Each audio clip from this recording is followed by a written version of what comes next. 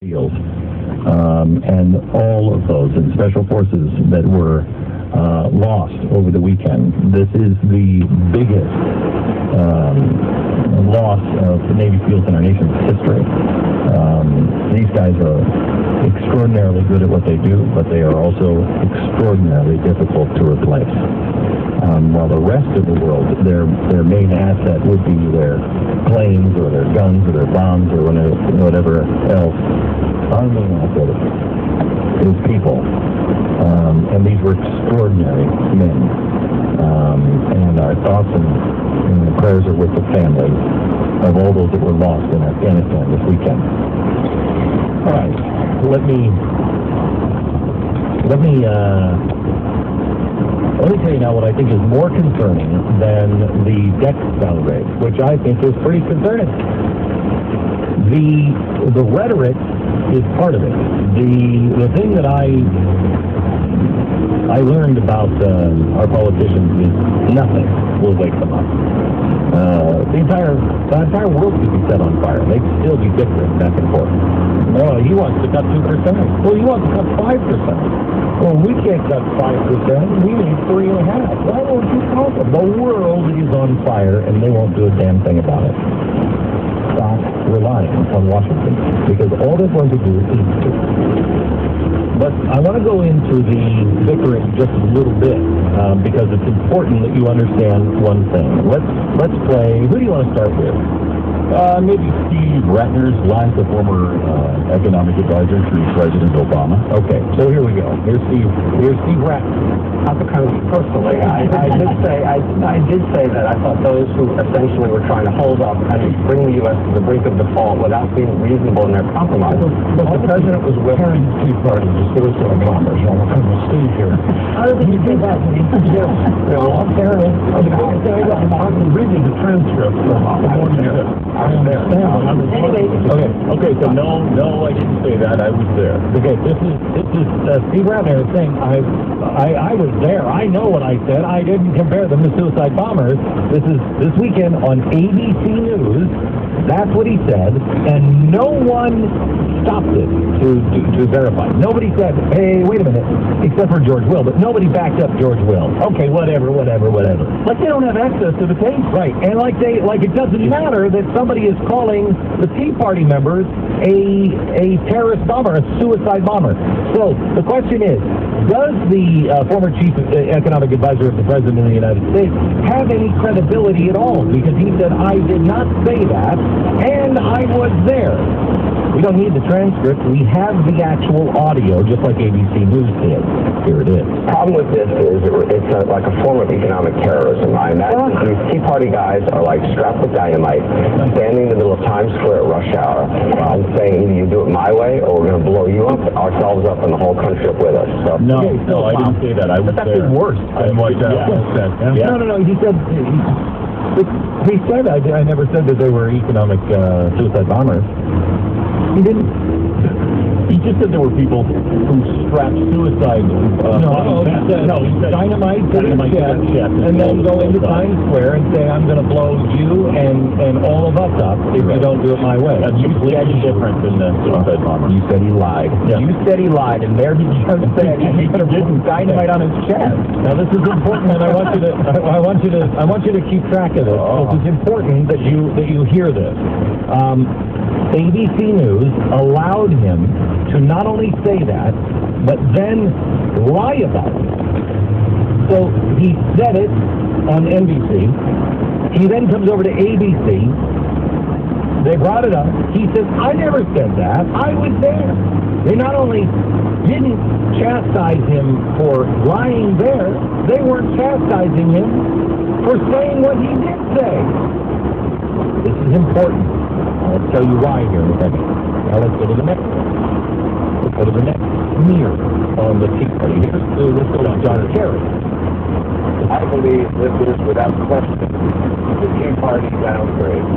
This is the Tea Party downgrade. There's a minority of people in the House of Representatives countered even the bill to the Republicans in the United States Senate, who were forbidden to do a bigger deal, to do $4.7 trillion for the have a mix of reduction reform, Social Security, Medicare, Medicaid, but also recognize that we need to produce some revenue.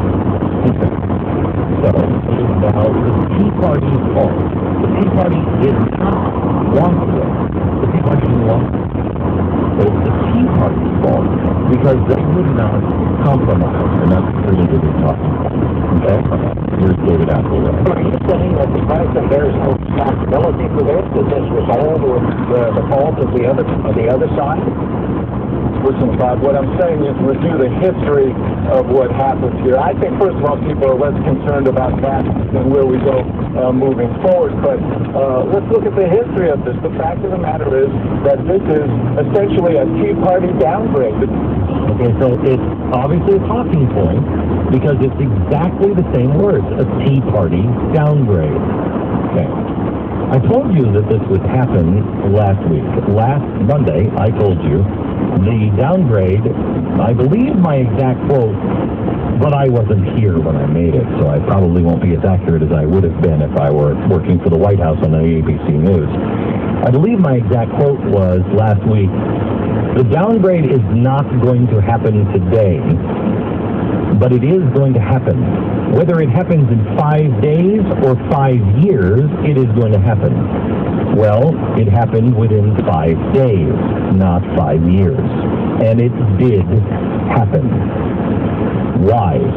We can have all of the political BS and all of the pundits and all of the experts who have been wrong every step of the way give you analysis. We can have all of the economic geniuses who have told you from the get-go that cannot happen. We can stand in line to hear the people blame it on S&P. And they can tell you what it means, what is happening. Or we can just use common sense and mathematics and figure out why this is happening. Nobody is taking it seriously. But more importantly is this fact. Why are they going in on the Tea Party?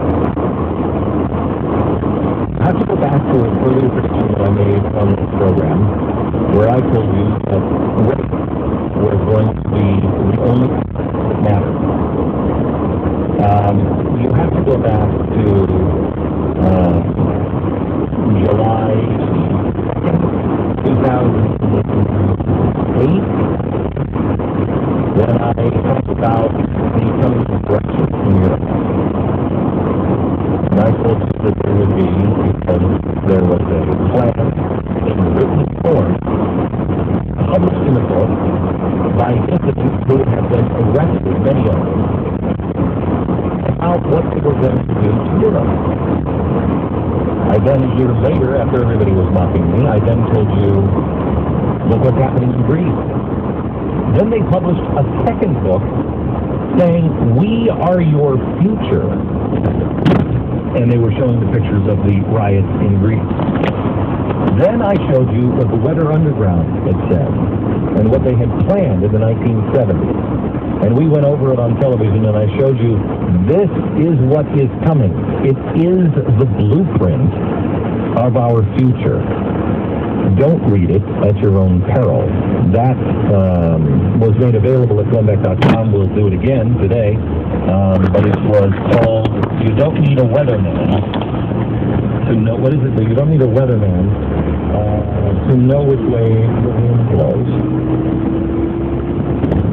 Okay. What did they say in that?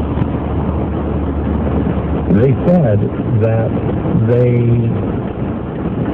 needed, back in the 70s, that they needed to cobble together a coalition of forces that didn't necessarily agree with each other, but could be used because of their disenfranchisement. They specifically talked about the Native Americans.